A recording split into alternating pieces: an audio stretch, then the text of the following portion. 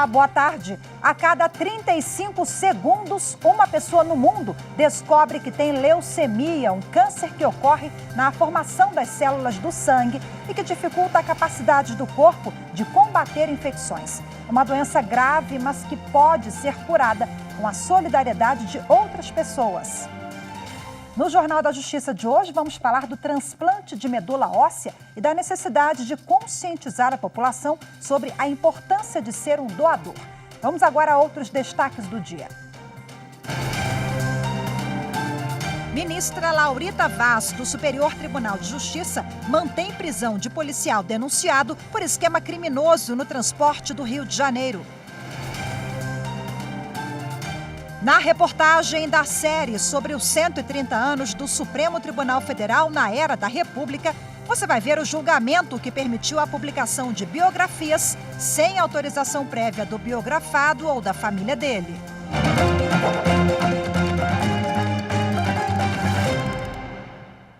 O ministro Alexandre de Moraes, do Supremo Tribunal Federal, suspendeu a eficácia de portarias que reduziram o controle de armas e munições. As normas editadas pelo presidente da República, Jair Bolsonaro, em abril do ano passado, revogaram o SISNA, que é o Sistema Nacional de Rastreamento de Produtos Controlados pelo Exército. A decisão do ministro Alexandre de Moraes foi tomada em duas ações apresentadas pelo Partido Socialismo e Liberdade e pelo Partido Democrático Trabalhista. Segundo as legendas, o Sistema Nacional de Rastreamento de Produtos Controlados pelo Exército, o SISNAR, não apenas disciplina a execução do Estatuto do Desarmamento, mas também distribui competências e cria novos mecanismos de vigilância. Os partidos afirmaram que as mudanças impedem a implementação de medidas relacionadas ao controle da produção, comércio e circulação de armas. Na decisão, o ministro Alexandre de Moraes afirmou que as normas revogadas pelas portarias previam a adoção de soluções técnicas para a efetividade e a eficiência da ação do Estado em relação ao comércio ilegal de armas e munições e a repressão a crimes cometidos com armamento e munição ilegais. Na avaliação do relator, a eficiência na prestação da atividade de segurança pública é garantia essencial para a estabilidade democrática no país e deve ser caracterizada pela absoluta cooperação entre os poderes públicos de todos os entes federativos. Para o ministro, o Estado brasileiro, ao deixar de exercer a competência constitucional para o controle e a fiscalização de armas de fogo, dificulta a garantia da segurança pública e viola os princípios da impessoalidade, da moralidade, do interesse público e da eficiência. A ministra Laurita Vaz, do Superior Tribunal de Justiça, negou o habeas corpus a um policial militar denunciado por suposto envolvimento em organização criminosa no Rio de Janeiro. Segundo a denúncia, ele teria recebido dinheiro de empresas de transporte coletivo para que os veículos não fossem fiscalizados. A defesa do réu entrou com habeas corpus no STJ depois de ter negado o pedido, depois do pedido da defesa ter sido negado pelo Tribunal de Justiça do Rio de Janeiro. Bom, um dos pontos alegados pelos advogados é que o policial tem bons antecedentes e que ele chegou a ser até elogiado na corporação pelo seu desempenho em serviço. Sobre as condições pessoais favoráveis do réu, a ministra Laurita Vaz, do STJ, ressaltou que elas, por si só, não têm o poder de desconstituir a custódia processual, se houver outros requisitos que autorizem a decretação da prisão. E a quinta turma do Superior Tribunal de Justiça decidiu que a suspeição de delegado que atuou em investigação não basta para anular a ação penal. Por unanimidade, a quinta turma do Superior Tribunal de Justiça negou o provimento ao recurso especial interposto por um homem que ajuizou revisão criminal após descobrir que um delegado envolvido na investigação contra ele é filho de um suspeito, o qual não foi indiciado nem investigado. O recorrente foi condenado a 24 anos e 8 meses por manter relações sexuais com adolescentes usando uma rede de prostituição de menores. O inquérito foi instaurado e conduzido pelo Ministério Público com auxílio de policiais. Após o trânsito em julgado da condenação, a defesa descobriu a suspeição do delegado e alegou que ele teria direcionado as investigações contra o recorrente para desviar a atenção de seu pai, um ex-delegado de polícia, flagrado pela interceptação telefônica em conversa que indicaria ser ele também um cliente da rede de aliciamento de adolescentes. Relator do recurso no STJ, o ministro Ribeiro Dantas explicou que, conforme o artigo 107 do Código de Processo Penal, não é possível opor suspeição às autoridades policiais nos autos do inquérito, mas elas deverão se declarar suspeitas quando houver motivo legal. O ministro registrou ainda que a jurisprudência do STJ considera que o descumprimento desse dispositivo legal, quando a autoridade policial deixa de afirmar sua própria suspeição, não torna nula a ação penal por si só, sendo necessária a demonstração de prejuízo. Apesar de negar provimento ao recurso, a quinta turma reconheceu ser estranho o fato de não terem sido conduzidas investigações contra o pai do delegado e determinou a remessa de cópias do processo, incluindo o voto do ministro Ribeiro Dantas, para as corregedorias da Polícia Civil e do MP do Estado, e também para a corregedoria do Conselho Nacional do Ministério Público. Já a terceira sessão do Superior Tribunal de Justiça estabeleceu a tese de que, se o condenado for reincidente na prática do mesmo crime, o juiz não poderá substituir a pena dele. Ao negar provimento ao recurso especial de um condenado, os ministros fixaram um novo entendimento sobre a reincidência em crimes da mesma espécie. De acordo com a nova tese, o impedimento absoluto à substituição da pena privativa de liberdade pela restritiva de direitos por causa da reincidência do réu só é aplicável no caso da reincidência no mesmo crime. Nos demais casos de reincidência, como em crimes de mesma espécie que violam o mesmo bem jurídico, mas constam de tipos diferentes, cabe ao judiciário avaliar se a substituição é ou não recomendável em virtude da condenação anterior. De acordo com o artigo 44 do Código Penal, se o condenado for reincidente, o juiz pode aplicar a substituição da pena, desde que, diante da condenação anterior, a medida seja socialmente recomendável e a reincidência não esteja relacionada à prática do mesmo crime. A tese estabelecida supera o entendimento anterior de que a reincidência em crimes da mesma espécie impediria de forma absoluta a substituição da pena privativa de liberdade. O relator do recurso, ministro Ribeiro Dantas, defendeu que o princípio da vedação à analogia em prejuízo do réu recomenda que não seja ampliado o conceito de mesmo crime. No caso analisado pela terceira sessão, o magistrado apontou que o réu foi condenado pelo crime de receptação e, mesmo sendo a pena menor do que 4 anos de reclusão, a substituição foi negada pelo tribunal de origem em razão de crime anterior de roubo. O relator explicou que, nessa hipótese, embora a substituição fosse possível diante da nova orientação do colegiado, o crime de roubo tem a violência ou a grave ameaça como elemento típico objetivo, o que leva à conclusão de que o benefício não seria socialmente recomendável. E você vai ver a seguir o que diz a legislação sobre a doação de medula óssea. Os detalhes daqui a pouco. Eu volto já.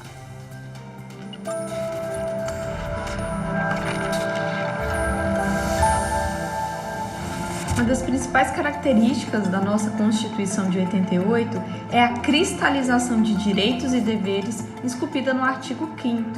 Temos uma escolha constitucional de reforçar os direitos fundamentais. Não é à toa que o nosso rol do artigo 5º é tão extenso. Deixamos de lado um passado ditatorial e firmamos a vocação dessa Constituição cidadã.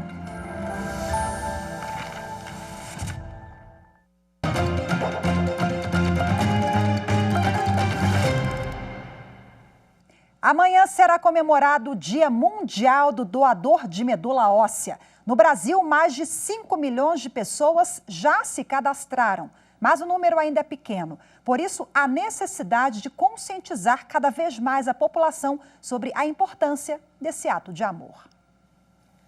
Wendy teve de lidar com um dos maiores desafios da vida ainda na adolescência. Com apenas 16 anos, ela foi diagnosticada com leucemia.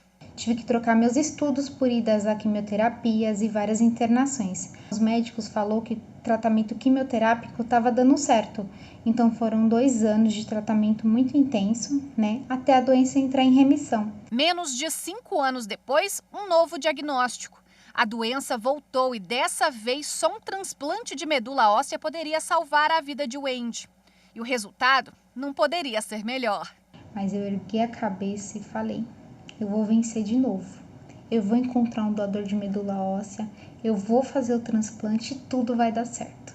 E após 3 meses de busca e eu ter concluído o meu tratamento, só estava aguardando um doador compatível, veio a grande notícia. Wendy, encontramos seu doador.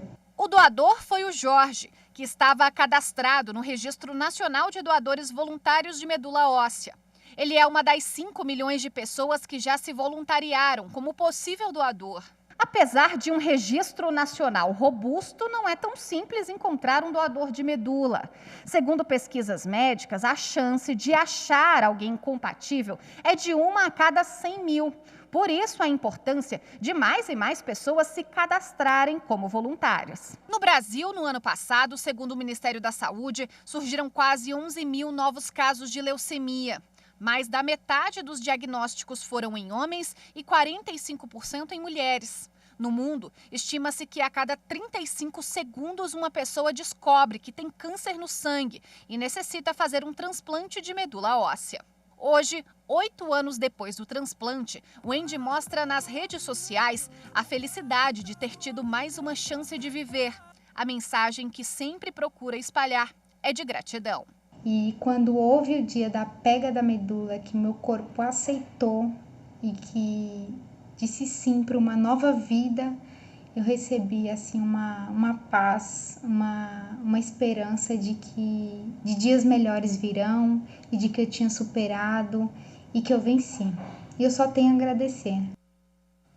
E para detalhar o assunto, eu converso agora ao vivo com a fundadora da Associação de Medula Óssea, Carmen Vergueiro. Olá, Carmen, seja muito bem-vinda. Boa tarde para você.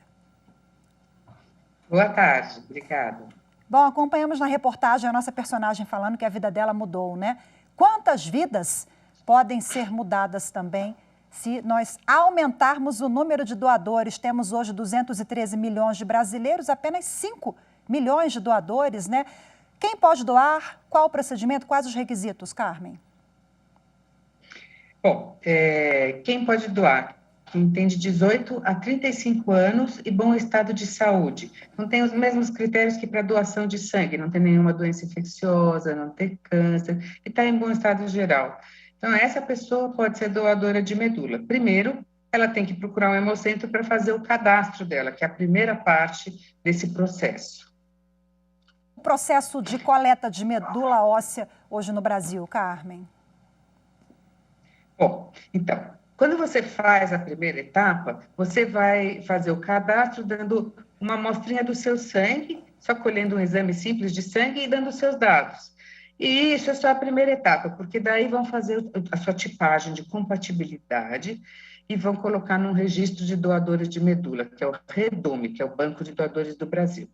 E lá também nós vamos colocar todos os pacientes que precisam de transplantes. A gente vai fazer a tipagem desses pacientes, porque fundamental é ter compatibilidade, né, entre o doador e o receptor. Então, o médico pega os dados do paciente e coloca no registro e fica procurando um doador compatível. E é bastante difícil encontrar o doador compatível. Então, é a identidade genética e que, dependendo da sua origem genética, isso pode ser muito difícil. Então, varia, mas, em média, é 1 para 100 mil, mas pode ser muito raro, é muito difícil. Então, é importante que as pessoas se façam esse cadastro para dar mais chance para os pacientes. Se você for compatível, você é chamado para doar medula óssea. E aí vem a segunda parte, que é a doação propriamente dita. Você vai conversar com o médico, ele vai te examinar, vai pedir exames, ver se você está em bom estado de saúde, e daí vai te explicar que tem 2 formas de doar medula óssea. A medula é a fábrica do sangue, ela fica dentro do osso, de todos os ossos do nosso corpo, aquela coisa que a gente chama de tutano. Aquilo que é a medula. Então, quando a gente doa a medula, a gente vai ter que colher lá de dentro do osso aquelas células que parecem sangue, mas que são as células mãe do sangue. São as células que dão origem para os glóbulos vermelhos, para os glóbulos brancos e para as plaquetas. Então, essa coleta pode ser feita de duas formas. Uma forma é colher diretamente do osso, e aí a gente precisa levar o doador para o centro cirúrgico, ele vai ter que receber uma anestesia, por isso que ele vai para o centro cirúrgico, e aí a gente com uma agulha e com uma seringa vai puxando de dentro do osso, da bacia, uma quantidade de sangue que equivale mais ou menos a uma bolsa de sangue. Uhum. Essa é uma forma de doar. Quem doa desse jeito tem que ficar internado por 1 ou 2 dias no máximo.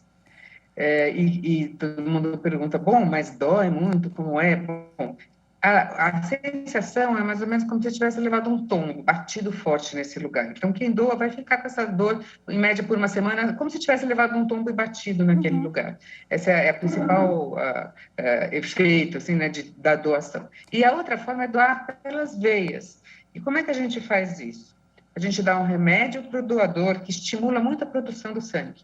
Então, as células mãe, as células que a gente precisa para o transplante, elas estão dentro do osso, mas com esse medicamento, depois de 5 dias, elas começam a ir para as veias. E a gente pode filtrar. Então, a outra forma de doação é feita, a pessoa não precisa internar, ela vai até um hospital, coloca uma agulha na veia e o sangue dela passa por um filtro, que é uma máquina que a gente chama de aférese. Essa máquina separa só as células mãe e depois devolve o sangue para o doador. Então, essa segunda forma de doar, a pessoa precisa ter uma veia calibrosa para poder fazer essa doação, e ela é feita em média em 4, 5 horas, que o doador fica sentado esperando fazer a filtração do sangue. Carmen, então, em junho... Desculpa, pode concluir, por favor.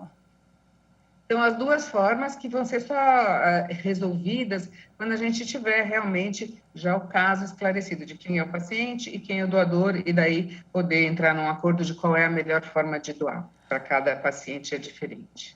Pode falar. Em junho, o governo federal, por meio de portaria, fez uma alteração ali em relação à idade limite, né, para o cadastro de doadores de 55 anos para 35. Essa mudança foi necessária por quê? Bom, essa mudança gerou realmente muitas dúvidas, né? As pessoas ficam pensando, nossa, mas agora por que 35 anos não posso me cadastrar? Mas tem um motivo, assim, isso já foi feito fora do Brasil, a gente tem vários registros no mundo, o registro canadense já fez isso há 8 anos, o registro alemão já fez isso, o americano também já mudou a faixa etária para mais... Por quê? Porque nós temos acompanhado os resultados do transplante e foi visto com dados científicos de que quanto mais alta a idade do doador, maior a mortalidade e as complicações do paciente que recebe o transplante.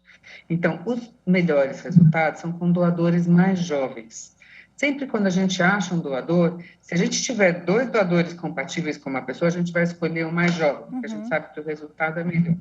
Então, por isso, os registros aceitam doador até 35 anos. Agora, no Brasil, todos os hemocentros, a partir de agora, estão aceitando só até 35 anos, e a pessoa fica lá cadastrada, e até 60 anos ela pode ser chamada, se porventura não tiver outro doador, e se ele for o melhor, ele vai ser escolhido. Mas isso faz com que melhore muito a qualidade, né, do transplante e o resultado para o paciente. Então, otimiza muito e melhora para o paciente. Carmen, muito obrigada pelas suas informações. Diante dessas reflexões, fica aqui mais uma vez o apelo para que você que nos acompanha seja doador, se cadastre para ser doador de medula óssea. Carmen, da Associação de Medula Óssea, muito obrigada. Até a próxima. Muito obrigada. Olha, fiquem ligados que amanhã é o Dia do Doador Mundial e vai ter uma live do WMDD só com depoimentos de doadores e de pacientes muito interessantes. Procurem para ver, porque tem muitos depoimentos bacanas. Excelente. Obrigada pela dica mais uma vez, Carmen. Tchau, tchau. E você vai ver a seguir na reportagem da série especial sobre os 130 anos do Supremo Tribunal Federal na era da República. Vamos relembrar o julgamento na corte que permitiu a publicação de biografias sem autorização prévia do biografado ou da família dele. Os detalhes você acompanha já já.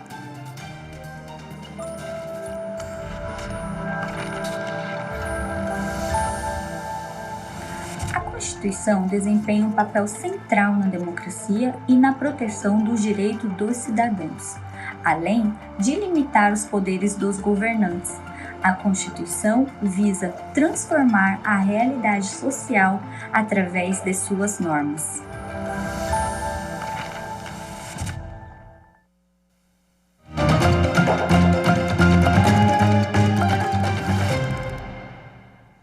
Em mais uma decisão importante para a sociedade, o Supremo Tribunal Federal permitiu a publicação de biografias sem autorização prévia do biografado ou da família dele. Foi em junho de 2015, depois de longos debates envolvendo questões como liberdade de expressão e direito à informação. Na reportagem da série sobre os 130 anos do Supremo Tribunal Federal na era da República, a gente mostra agora como esse entendimento refletiu na preservação da história e da cultura do país.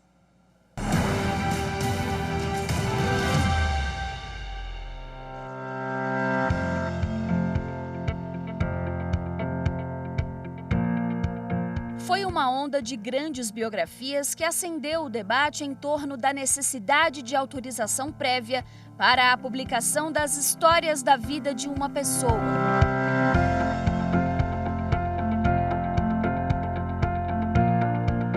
No momento em que essa ação foi proposta, existiam muitos questionamentos fáticos, práticos a respeito desse tema das biografias. Eu destaco dois casos, a biografia do Roberto Carlos e um livro que foi lançado e gerou um debate no estado de Sergipe, o livro chamado Lampião, o Mata 7, em que são feitas várias afirmações históricas divergentes sobre o Lampião, o que motivou, a análise do Supremo também do ponto de vista do impacto fático e concreto do julgamento dessa ADI. A contestação, que chegou ao Supremo Tribunal Federal em 2012, partiu da Associação Nacional dos Editores de Livros. A ação direta de inconstitucionalidade questionava a interpretação de artigos do Código Civil que impedia a publicação de biografias sem o consentimento do protagonista da obra.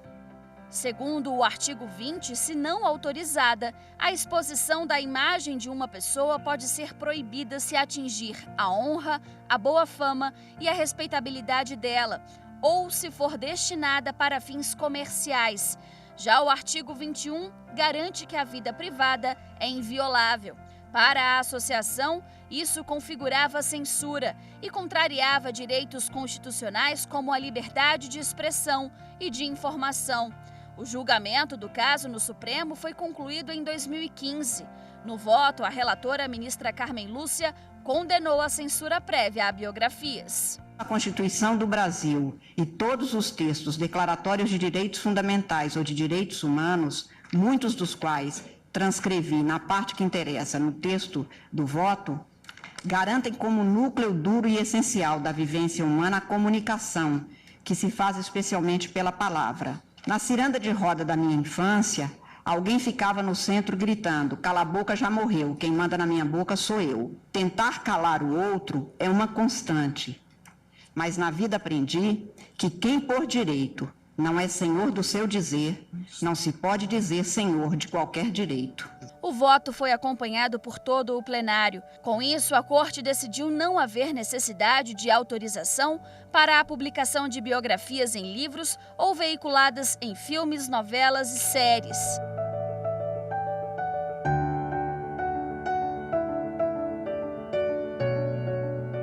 Nesse caso, acabou prevalecendo, a liberdade de expressão. De qualquer forma, é importante lembrar que a liberdade de expressão, seja por uma interpretação majoritária dos constitucionalistas e dos civilistas, ela não é, no Brasil, um direito absoluto. Aliás, não é a liberdade de expressão um direito absoluto, não só no Brasil, mas também em outros países do sistema da civil law, sistema romano-germânico, que inspira o nosso. Mas nesse caso concreto, a partir da técnica da ponderação, acabou prevalecendo o direito à liberdade de expressão e à liberdade de pensamento. O plenário do STF também levou em consideração preceitos constitucionais que definem que é livre a expressão da atividade intelectual, artística, científica e de comunicação, independentemente de censura ou licença, e que no Brasil é assegurado o direito de informar, de se informar e de ser informado, permitindo o livre acesso a dados públicos e privados que são de relevância popular. Ainda assim, a decisão do tribunal não agradou a alguns setores. Houve realmente movimentos de revolta, de crítica muito forte por parte de alguns setores, inclusive da academia. Nem todos os acadêmicos do direito concordaram com essa decisão, entendendo que ela deu uma posição muito forte para a liberdade de expressão e acabou desprezando direitos de personalidade, ligados à dignidade da pessoa humana, à imagem da pessoa. Mas o posicionamento do Supremo não impede que eventuais abusos, como o relato de fatos inverídicos ou ofensas à honra ou à imagem, sejam contestados. Após a publicação da biografia, seja ela física ou digital, a pessoa retratada ou a família dela pode entrar com uma ação de responsabilidade civil com pedido de indenização a ser definido pela Justiça. Este é mais um entendimento da Corte Suprema com reflexos importantes na nossa sociedade. Esse processo de eternização de uma trajetória constitui um documento fundamental, um documento duplamente rico e duplamente importante para toda uma sociedade. Na medida em que nós temos a oportunidade de mergulhar em toda a singularidade, em toda a beleza do processo de construção de um sujeito, ao mesmo tempo que nós podemos conhecer toda a ambiência, todas as condições socio-históricas a partir das quais essa trajetória pode se constituir. Portanto, uma biografia representa um verdadeiro patrimônio para uma cultura nacional.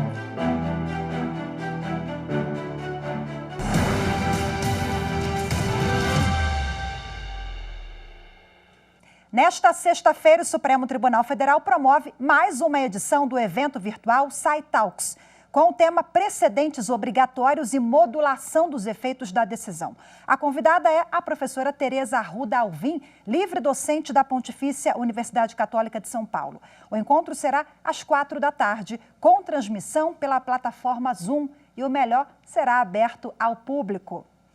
E ainda sobre o tema precedentes, foram prorrogadas até o dia 22 as inscrições para o 3º Encontro Nacional sobre Precedentes Qualificados, promovido pelo Supremo Tribunal Federal, com o apoio do Superior Tribunal de Justiça. No evento ainda serão abordados temas relativos à gestão dos casos repetitivos e da repercussão geral. O evento será realizado em formato virtual entre os dias 22 e 24 deste mês. Para mais informações sobre os dois eventos, é só acessar o site do Supremo, que é stf.jus.br. O Jornal da Justiça, primeira edição, fica por aqui. Muito obrigada pela sua companhia. Tchau, tchau.